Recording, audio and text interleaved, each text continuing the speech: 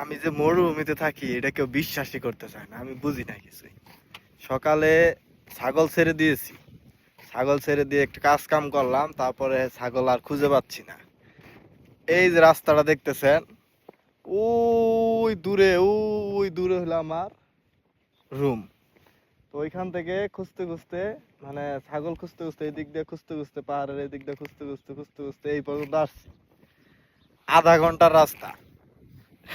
ঠিক আছে, আমি যে মরুভূমিতে কাজ করি এটা কেউ বিশ্বাস করতে চায় না। এই নাকি বাড়ি ঘর আছে, কোনো কোনো বাড়ি ঘর নাই। আমার রুমের সামনে এই পাহাড়টা, আর একটা বাড়ি ঘর কোথাও নাই।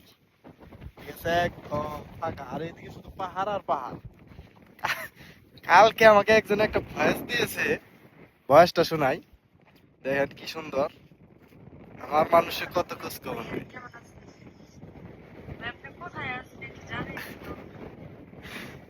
আর আরেকবার শোনাই। আসসালামু আলাইকুম ভাইয়া, কেমন আছেন? আপনি কোথায় আছেন একটু জানাইন তো। আসসালামু এরে ভয়েস দিছে আমার, আমি চিনি না এই মানুষটা কে। ঠিক আছে, তো আমি বলছি যে আমি মরুভূমিতে থাকি। ঠিক আছে, কেউ বিশ্বাস করে না যে আমি মরুভূমিতে থাকি, মরুভূমিতে কাজ করি। আমি বুঝি না ভাই, আমি যেখানে কাজ করি, আমি কি যদি বলি শহরে থাকি, তাই কি আমার কোনো কিছু হবে? আমি যে কাজ যেটা করতেছি সেটাই বলছি, মিথ্যা কথা বলতাছি না কাউরে।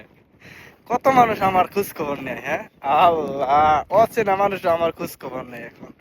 কোথায় আসছি আমি, হ্যাঁ কোথায় থাকি, অচেনা মানুষ এখন আমার খোঁজ খবর নেই। এই মানুষটা কে আমি চিনি না, জিজ্ঞাসা করছি কে আপনি, পরিচয় দেন। পরিচয় দেয় না। আল্লাহ, কি মজা না।